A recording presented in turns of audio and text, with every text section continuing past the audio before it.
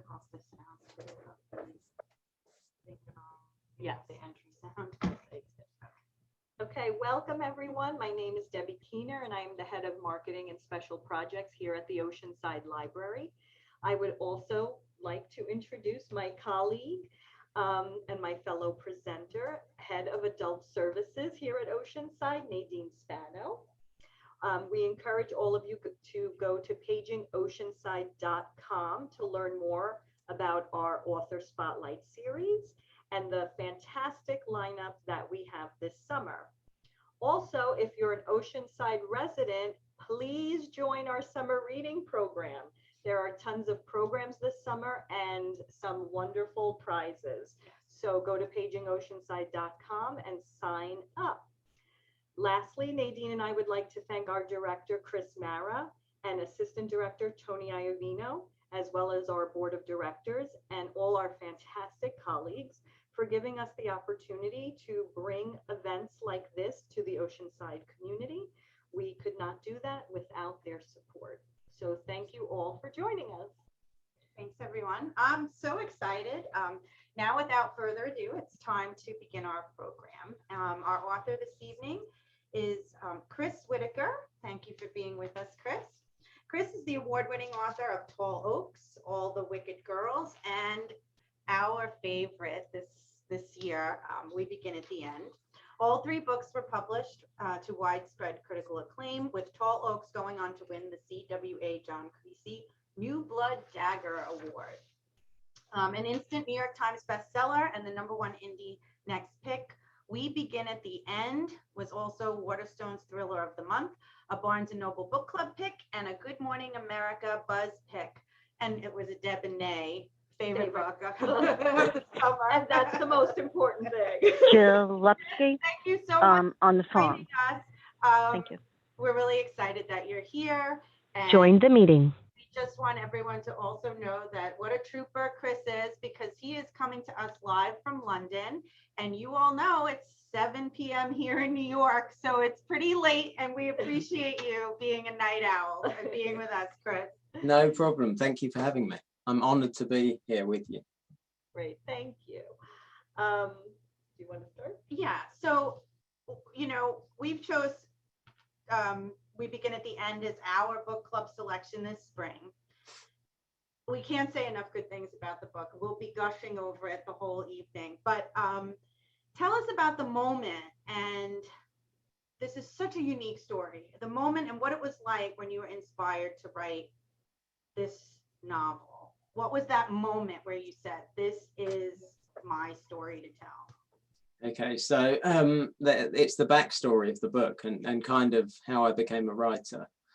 And I'll take you all the way back to when I was a teenager, and I was at school, which was a depressingly long time ago now, actually. So I wasn't great at school. Academically, I wasn't very good. You know, my parents would probably say I didn't apply myself, is the nicest way of putting it. I was more interested in going out with my girlfriend and my friends and drinking and doing things I shouldn't have been doing, like a lot of teenagers, I think. It was probably worse because a lot of my friends were, you know, like wanted to be doctors and lawyers and things, and so they were on this road to that, and I just didn't know what I wanted to do. So I went out and got really drunk before my economics exam and didn't turn up for it the next day, so it failed my exams, and that kind of put paid to university for me. And I mean, I could have taken the year over again, but it just, you know, when nothing appeals enough to commit, you know, you're expected to commit a big chunk of your life to something that you don't even know if you'll enjoy. So I thought I'll go out and try some different jobs. And so I just bounced around. I did some bar work and sales and things like that, hoping that something would find me. And I was working as a real estate agent and kind of like a trainee. I was out dropping leaflets through people's doors quite early in London, just on a week morning. And someone came up to me and asked to borrow my cell phone. Being a Londoner, I knew that I was going to get mugged because sadly it's not that uncommon. But he was he was on his own and not particularly big, and I was 19 and full of bravado. So I said no, and we had a bit of a fight, and I was holding my own until he pulled out a kitchen knife and stabbed me 3 times in the side. And I didn't realize I'd been stabbed because the adrenaline was going, and I thought he was just punching me. And then I looked down, and I was wearing a white shirt, and it was just completely red. And yeah, so he picked up the knife and the cell phone and ran off. And I managed to get back to my car and drive myself to the hospital, because it wasn't that far away. It was just around the corner, and I just about made it there before kind of blacking out. And the doctor stitched me back together again, and the consensus was that I was really lucky, and I felt really unlucky. I remember that feeling, like, why does everyone keep telling me that I'm lucky? And I was kind of like, my friend slapped me on the back, and my dad a bit did as well, you know, in a kind of, you did the right thing, you know, you were brave, you get on with it now, kind of. And I didn't know why I couldn't. I didn't know about PTSD, and I didn't know why I couldn't sleep, and why I wasn't eating, and why I couldn't read a book and watch TV. And just, you know, I think I liken it to, you know, when you're at a party or something, and you can be in a room full of people but feel a bit like you're not really there, like you're the only one there and you're kind of on your own. It was a bit like that. But my mum was a single mum. My parents split up, and she worked in a bakery during the day and a liquor store in the evening, and my brother kind of was there for me, and she never complained. And so I learned that from her. You kind of just, you don't speak about it, you just get on with it, you put a brave face on it, and it's probably the wrong thing to do, you know, in that sort of situation. So I suffered in silence, and I kept telling everyone that I was fine, but really it was getting worse and worse. And I started taking drugs, and I was drinking, and not sleeping, and that was kind of, that cocktail of things came to a head when I just decided to take a load of painkillers and kind of end it. And that day I'd got a book from the library, and it was kind of like a self-help therapy book. And it talked about a technique where you take the traumatic incident and you write about it, and you change the people involved to fictional characters, you change the location, you change the outcome. And it's kind of a distraction and kind of a way for you to take control of something that you have no control over. So I sat down, and I was 19 at the time, and I wrote Duchess, the character, and We Begin at the End. And this was 20 years ago. And I had this really strong vision of this girl wearing a Stetson and carrying a gun, and outwardly being a victim, but, you know, beneath it being very strong and tough. And that was the first time I'd ever written anything since school. And it got me through that night. I wrote the scene, there's a scene at the start of the book where Duchess goes to watch her mother sing in a bar, and her mum's being heckled. And Duchess kind of holds a bottle up to this guy, a broken bottle, and declares herself an outlaw, which on the face of it is funny, you know, to the men in the bar, but she, you know, it gives her strength, you know, saying that. So that got me through that night, and I slept after that, and I hadn't slept for ages, and I kind of carried on for about a month or so, and I was writing every day, and it was getting, so I thought I'd found something that works. And then I got really drunk and drove my car off the side of the road and flipped it over onto its roof, and had this big car crash, and have a scar down my cheek still from that. So I was stitched back together again, and my mum had a go at me because she thought I was being an idiot drink driving, and I didn't want to tell her what was going on. So I went back to writing, and I went back to Duchess and carried it on. And then I reached, probably a year went by, and I began to think about what next, you know, because I didn't really have a path that I was on anymore. I hadn't worked in a while, and just by chance I picked up a newspaper and read an article about a stockbroker, and he had this kind of idyllic life. You know, there was a picture of this guy with a Ferrari, and a yacht and a private jet. And I thought, you know, it was just this ridiculous thing. I thought, I'm going to be a stockbroker. And I said it. I remember saying it to my brother, and he told me that I was terrible at maths, which is true. But still, I went into the city, into London, and took my terrible CV into loads of companies until someone gave me a chance, and they gave me a job as a junior broker. And I did that for a few years, and I loved it. And it was a lot of client entertaining. So it was a lot of drink again, and taking drugs and things like that. And I'm not the best person with that sort of thing. I have one of those personalities, I think, you know, it just isn't suited to it. So I enjoyed it, but it was tough. And then I worked my way up onto a trading desk. And I said to my boss to give me a chance, and he kind of relented, and I was still quite young at the time. And he said, if you lose $20,000, you stop trading. And we talk about what went wrong. And then on my first day, I lost $2 million. And didn't tell anyone, because my friend worked in the back office. So I said to my friend, let's keep it quiet and I'll make it back, which is illegal. And obviously I couldn't make it back. So I lost a bit more. And then I came into work one morning, and there was this glass boardroom, and there was solicitors in there, and lawyers and bosses, and there was an empty seat at the end of the table for me. So I came in and sat down.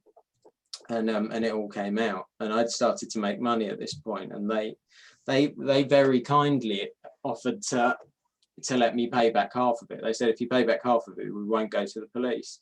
So I signed a contract there and then, and went home that day, rode the train home, age 24, in $1 million of debt, and I was engaged at the time, didn't tell my fiance, because the perception was I was doing really well. And I still had that thing my mum had, you know, you just keep quiet, get out, deal with your problems. And and so I was back in trouble again, you know, I went back to taking drugs. I couldn't cope with it at all. And went back to writing. You know, for the first time in probably 5 or 6 years, I went back to Duchess, to this story that I had begun writing and she was there when I needed her, this character, you know, I took what I needed from her and got through it a second time, and eventually paid back all the money. Wow. And yeah, and then and then I read a book called The Last Child by John Hart. I don't know if you've read John Hart before. He's just a brilliant crime writer. And then it's just this beautiful book. And then I read an interview with John Hart afterwards, and he talked about how he was a lawyer, and he just gave it up because he wanted to be a writer. So the next day, I walked into my boss's office and quit my job. And my wife was pregnant at the time and a student, so we had no other money coming in. So I got home and said, to kind of surprise, I'm a writer now, I'm going to write a book. And I didn't know how to write a book. You know, I hadn't done anything since school, and I didn't do well at school. And she kind of knew that I wasn't happy, and we had a discussion, and then decided to sell our apartment, sell our car, to completely change our lives, so that I could be a writer, you know, whatever that meant. And then I got to work on Tall Oaks, my debut. Then found out you need an agent and you need a publisher, and I should have known these things. But had I known how hard it was, I might not have done it, because it's very difficult. But luckily, some agents liked the story, and so I wrote 2 books, and then eventually found my way back to Duchess, to that story, because there was a file on my computer called Duchess, and I used to notice it every time I logged in, and it felt like unfinished business. But it also felt, as strange as it sounds, and you will know, having read the story, you know, it feels really personal to me. But yeah, it's a story set a long way from where I live, about a teenage girl. So it was a strange one. So that is my super long answer to your question. That's an answer. That is an answer. I love that you know, Duchess feels very much a personal. I feel like there's a little bit of Duchess in everyone, Yes. almost, because like you're what you just said, that, you know, a lot of us were raised that way, to keep things in and keep going. Life goes on. Just Yeah. keep going. And you see, when you read this book, the pain. I mean, here's this 13-year-old girl. I mean, the story made me cry over and over, but what she went through, but she kept going. She was an outlaw and she kept going, and she's so tough. And now we know And why. now we know why. I mean, my goodness. I love that that Duchess was who you went back to. It means that much more to the story, I think, Right. for anyone who hasn't read this yet. Yeah, You just got a treasure by hearing that, because I Yes. think I would read it differently just knowing your story. yeah, because she saved your life. She did. Oh, undoubtedly. I think more than once, and I think John Hart did, just unknowingly, because having read that book. And then I did an event with John Hart a few months ago, and I got to tell him that story. Oh, I know, so it was very cool. Yeah, it was just lovely. It was a special moment for me. Wow, that's awesome. Hmm. I'm gonna yeah. So actually, you say this because you're in London, but the novel is set in the American West.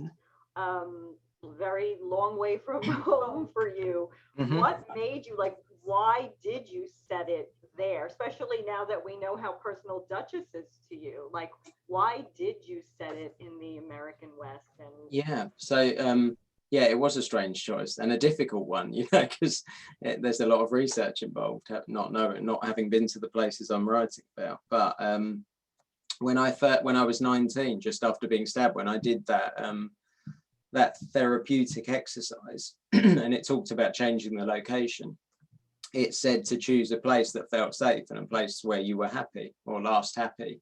And I said before that my parents had split when I was younger, and I was really close to my dad, and all of a sudden he wasn't around as much. And then he took my brother and I to Florida, to Disney World. And it was the best time of my life. So when I came to choose a place that I was last happy, America felt like this home, and this safe place to me. So I immediately went there. But Montana, I was when we were in line at Disney World, we got talking to a family from Montana, and they described the most beautiful place on earth, Montana. And they said it was like switching from portrait to landscape, which is a line that makes it into the book, and a line that has stayed with me for 20 years. And then so that was why America. And then I began writing, and it didn't matter at first, that the detail wasn't correct and things, because it wasn't supposed to be a book.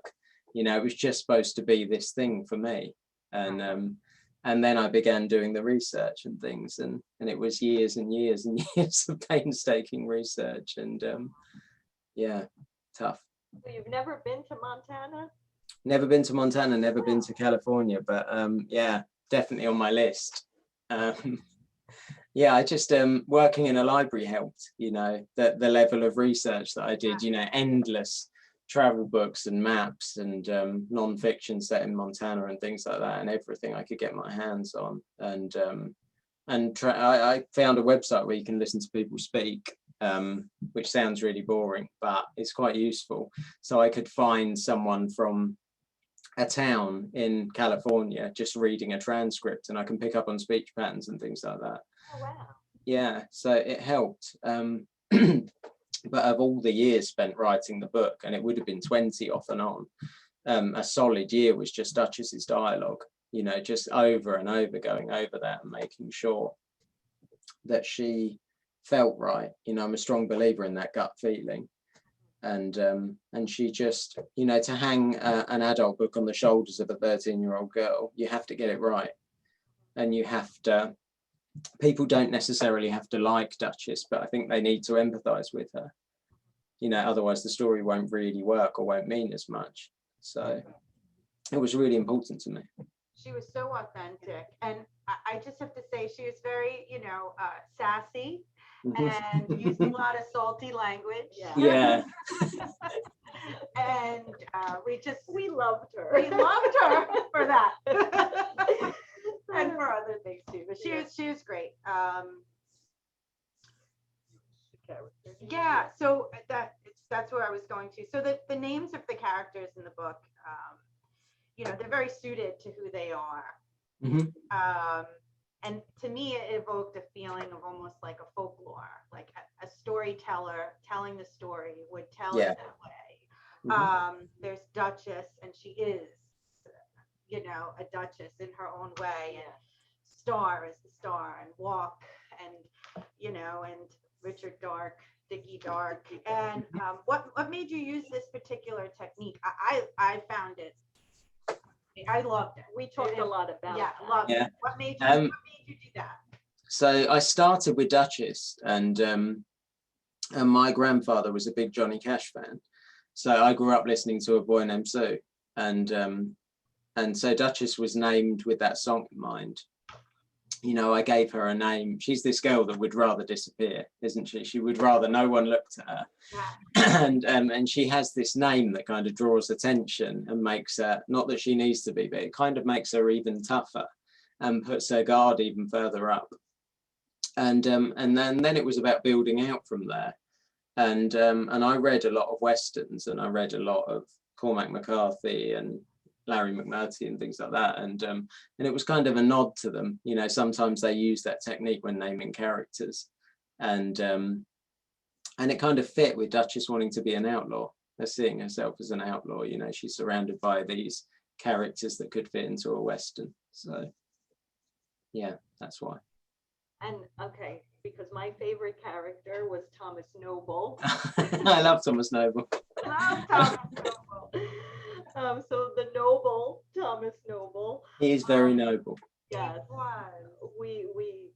I think that was one of the first things we spoke about, was like, oh my God, we love Thomas Noble. He balanced her out.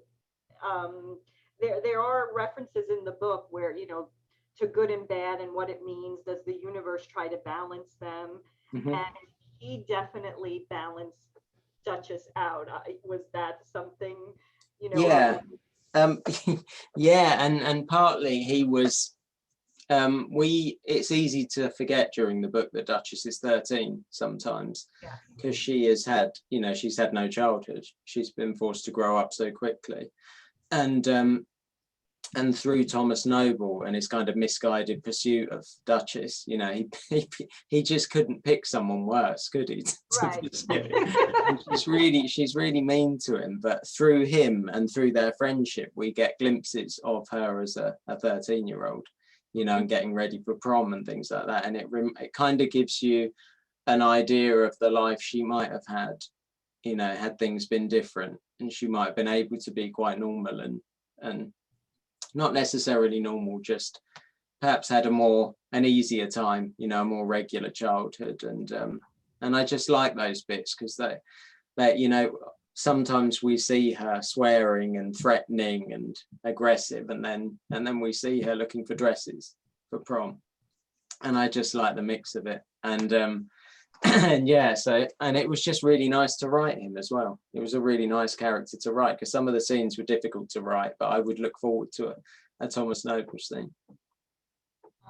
Was there anyone in your mind though when you were creating him, like somebody Never. on television? No, No, never. I get asked that a lot, and I have I always have a group of friends that try and claim characters. You love that. Yeah. But no, they're entirely their own people, and I guess I am, drawing from somewhere or something subconsciously, but they don't exist anywhere but in my head. Wow. The story took so many, as you're talking about it, took so many ups and downs, and so I read it with you. We read it for our book discussion, and then recently I just listened to the audio book. Okay. Fantastic also, and a wonderful adaptation of, like, the narrator was great. And listening to it the second time, the disappointments were actually hit me harder. The Montana was, and Hal, and that whole scene, and I don't want to give away too much, but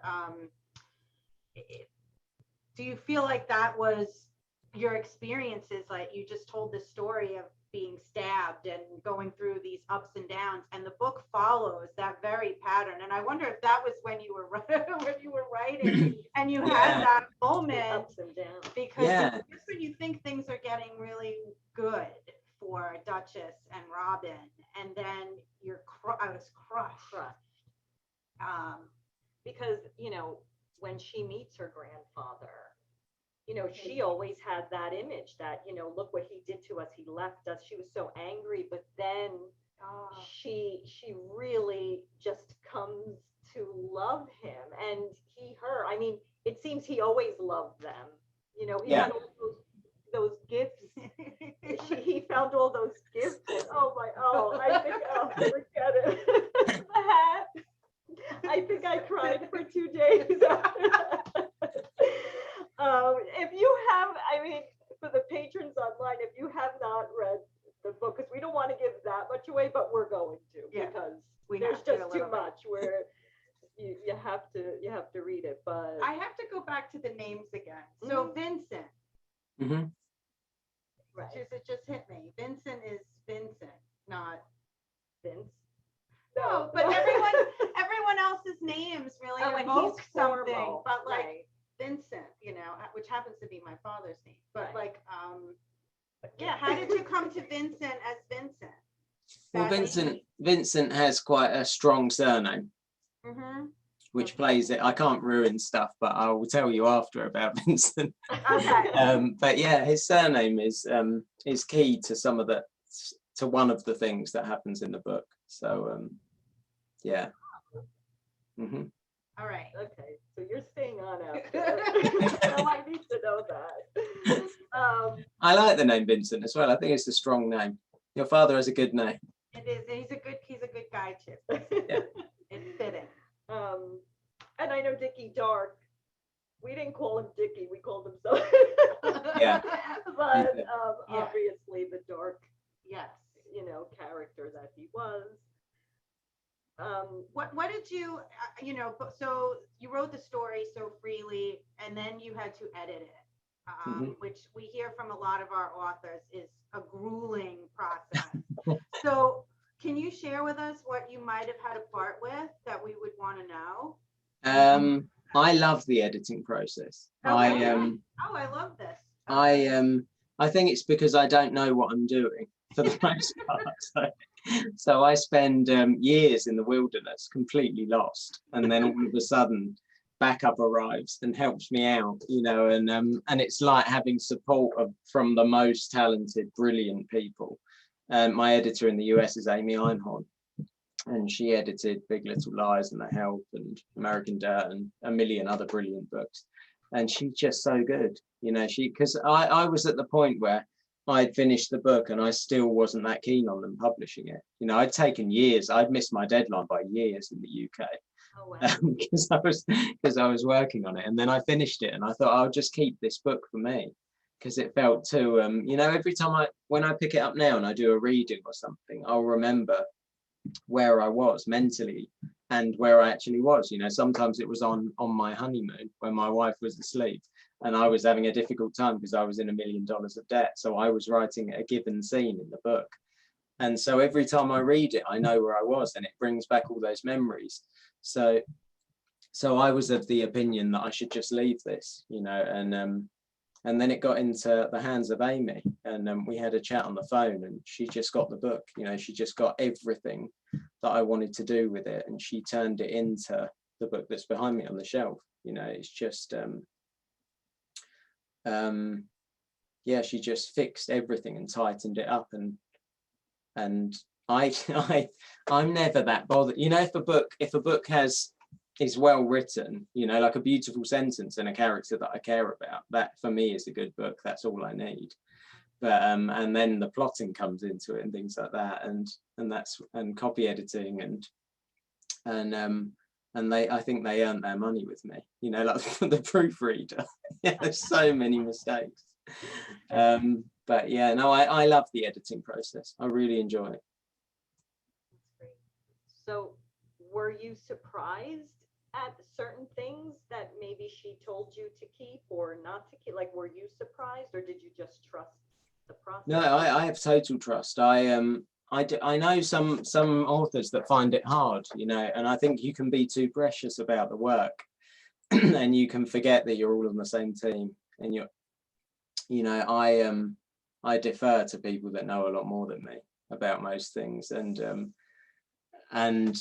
there was nothing that we disagreed on really. That in the UK, my editor wanted, so that there's some bits with Duchess where she first moves to Montana with her grandfather, and my editor in the UK wanted Duchess to kind of warm to him quickly, and it didn't feel right, you know, when I wrote it, and I kind of stuck to my guns and said no. Basically, I said, you look at what she's been through, look at the type of person she is, you know, this isn't happening. You know, she warms to him in a way that he'll make her a drink and she'll allow him to put it down somewhere and then she'll take it. You know, that's that's her conceding something. That's as good as it gets, kind of. And it was an important point for me. You know, I said before about not being precious, but I was precious about Duchess. You know, I just felt like I'd lived with her for 20 years and I know how she will react in a given situation.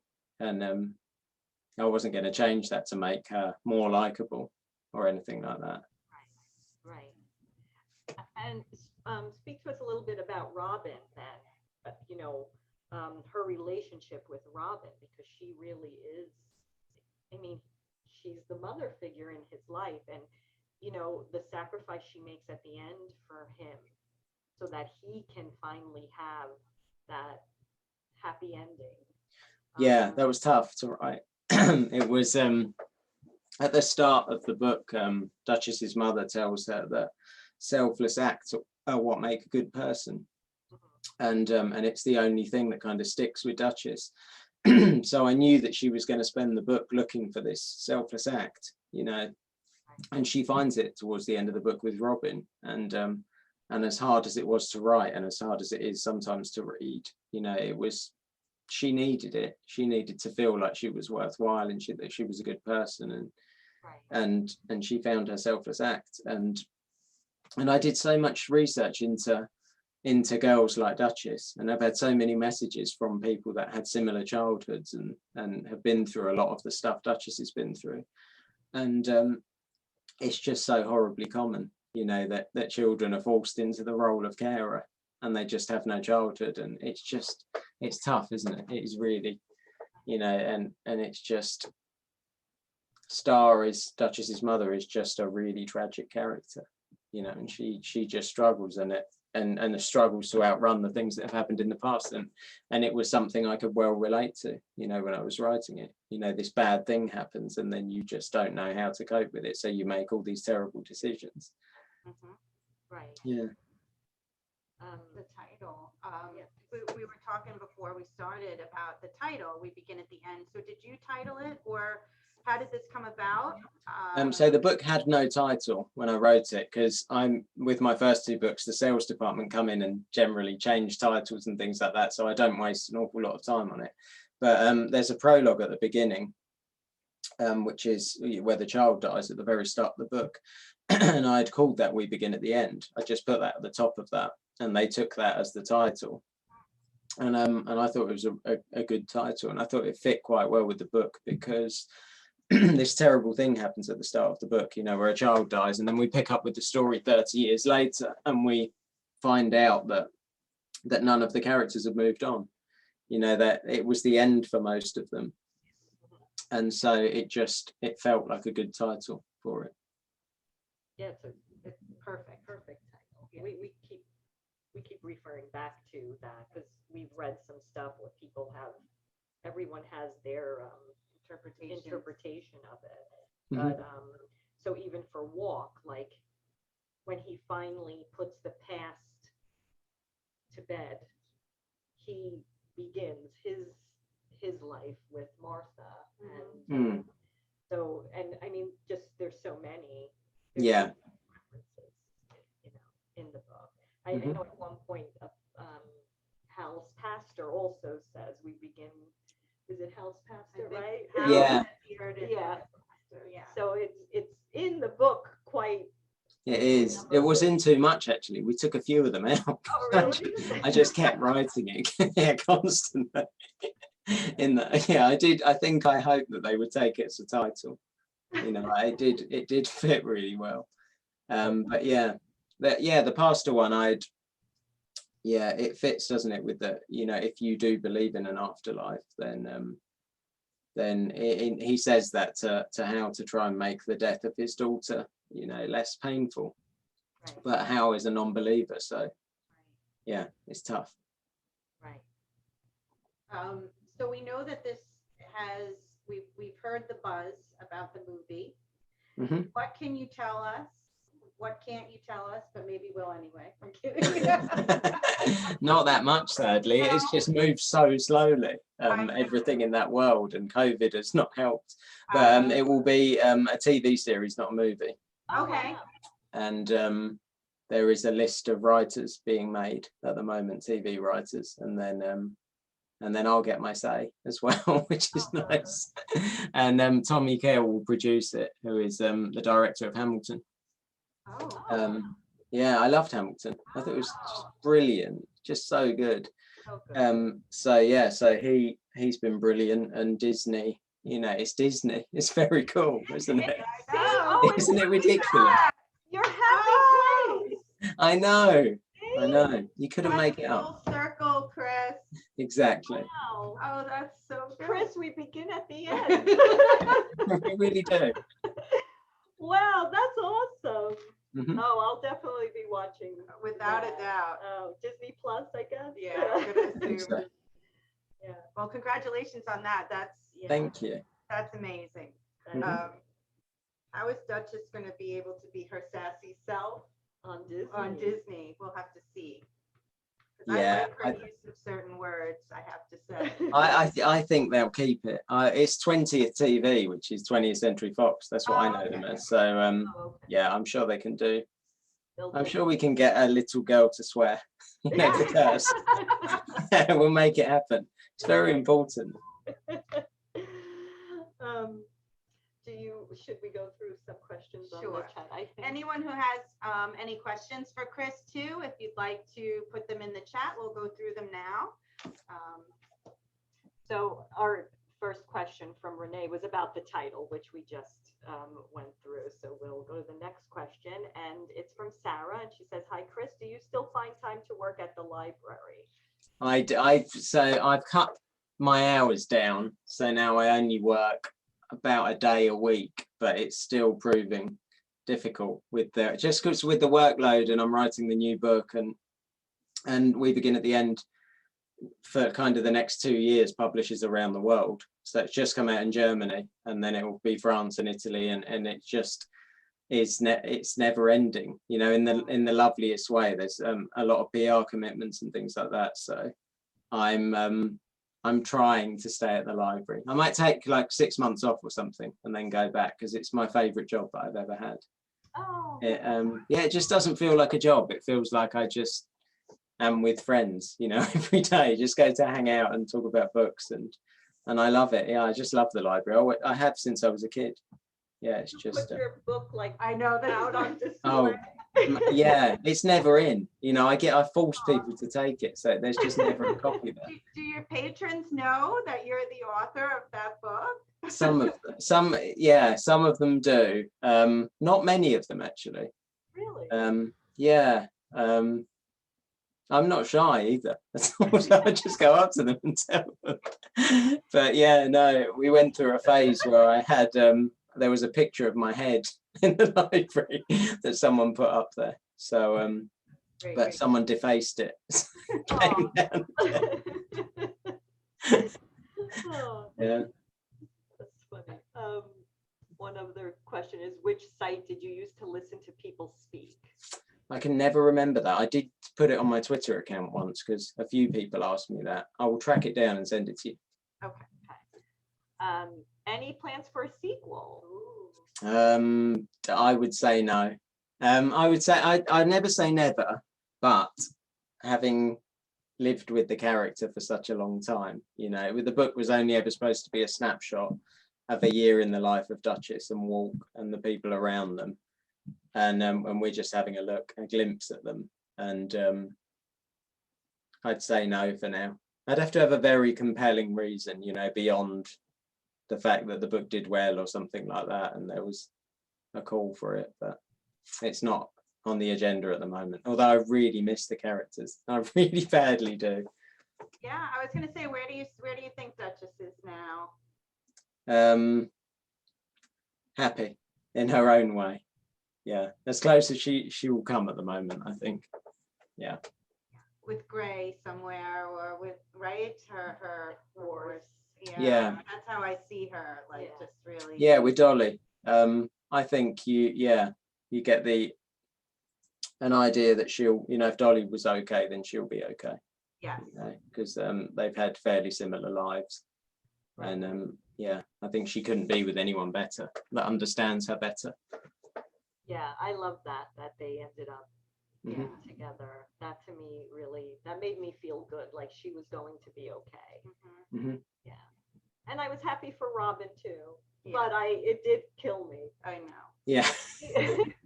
But do you think maybe, like, if we're just talking about the future, do you think Duchess would try to reconnect with Robin? I think she would wait for him. Wait for him to do it. it. I think she does give him a gift, you know, and without spoiling anything, I did a lot of research into those sort of things at that age, and witnessing things and going through things, and there's a good chance he won't remember. So yeah, if he's not reminded, and I think she'd be worried about reminding him. But for sure he would go looking for her, wouldn't he?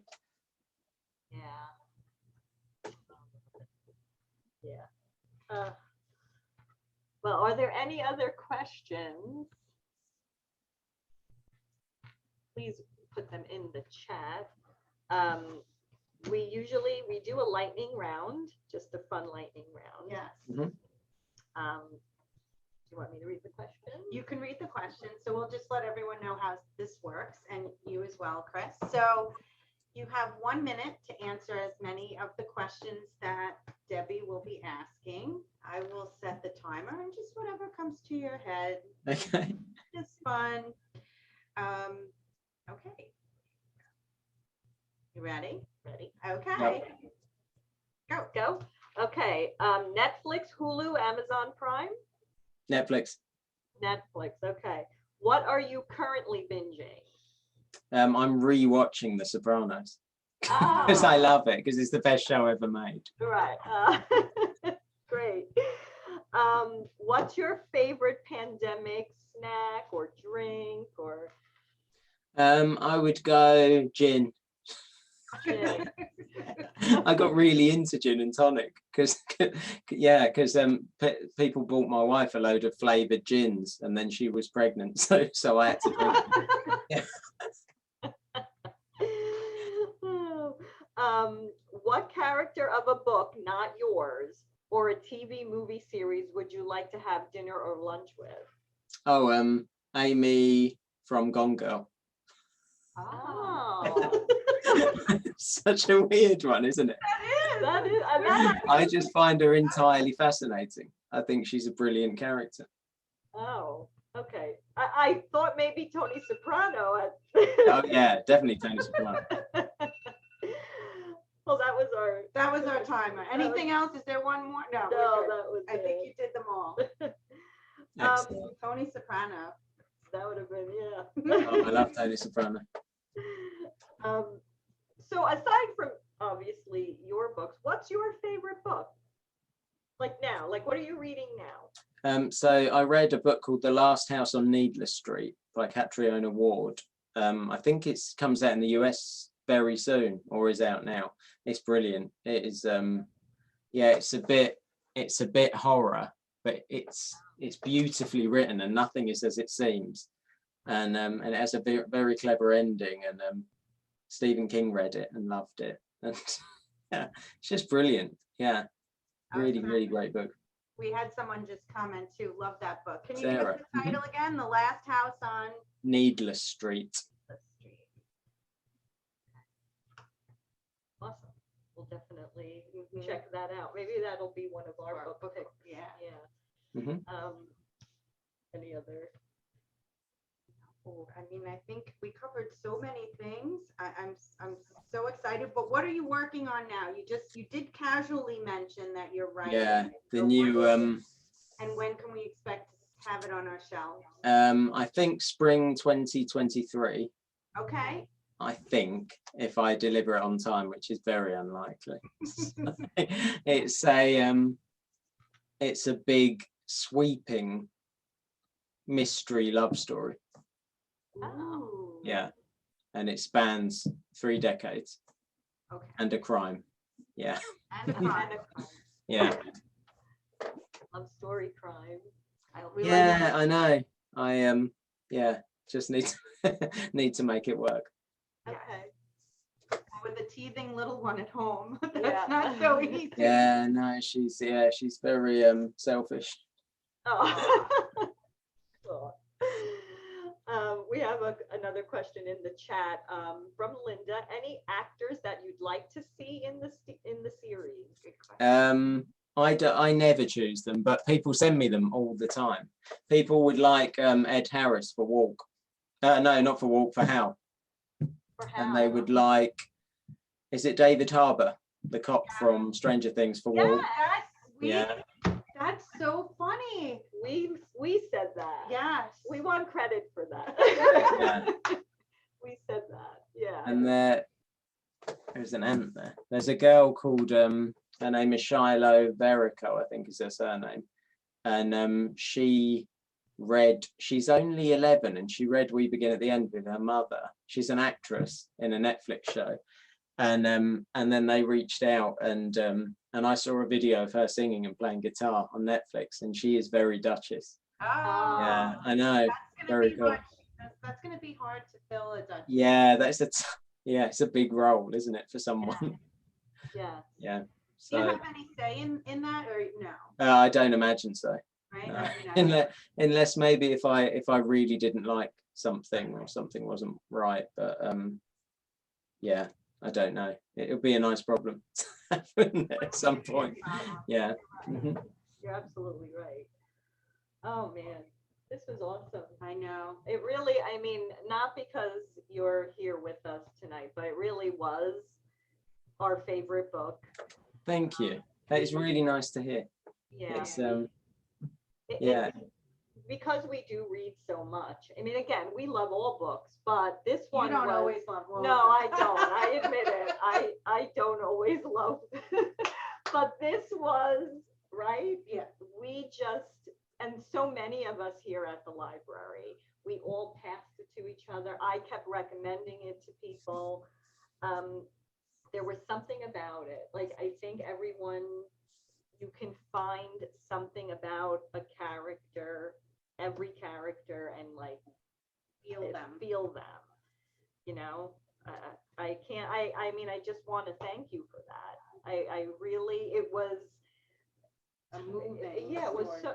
so moving, and it was time. There were, and I love to binge watch TV, like I'm a big TV watcher, and this, I put everything aside because I rather read this book. Like I Wow. really, I picked it up all the time, and I was like, no, That's, I need to. That's very cool. That is the loveliest compliment. Thank you. It's the truth. This is a story I feel like should be told, you know, like it's just, it had to be told. I'm so glad that you did tell it. It was just as grand as like the, you know, the Montana sky that she talks about. It went on, and I really appreciated it so much, especially the second time around. So I am going to tell all of our viewers there to please, if you haven't, we have copies. We ordered extra copies. Yeah. And the audiobook was phenomenal. I loved it. And I sat in my car a little teary on my commute to work, listening to it, knowing what happens. But the second time around, it actually was a stronger emotion for me, this book. So really good. And now that we know the backstory also, Oh, how personal Duchess is, it's actually, it's brilliant. Yes. There's nothing else. There's no other way to to put it. Thank you. Thank you for sharing that. Thanks. I'm going to come and see you when I come to New York. Yes, Definitely. We'll have lunch. please, please do. We I really will. would. We would love that. And definitely enjoy New York. And Mhm. I hope you're planning to take your kids to Disney. It seems Yeah. to work for you. And you Yeah. might have an in now. Yeah, you'd think so, but yeah. Oh, that's awesome. Well, I don't think there's any other questions right now. No? Thank you for sharing your story tonight, Chris. The best of luck in all your efforts is one of our last messages. And I think that's so true. We look forward to your upcoming book. Thank you. Can't wait to read it. It sounds wonderful. Yeah, and the series when it comes out too. Mhm. I'll definitely be binging Yeah. that. We actually, if you can hold on while we end the program, because we do want to know what that means. Yes. Okay, Give of us course. 1 Yeah. second. So again, thank you, Chris, for joining us. We look forward to everything in the future. Everyone, thank you for logging on tonight with Nadine and myself. Please visit our website for upcoming events and information. Go to oceansidelibrary.com and pagingoceanside.com and leave us your comments.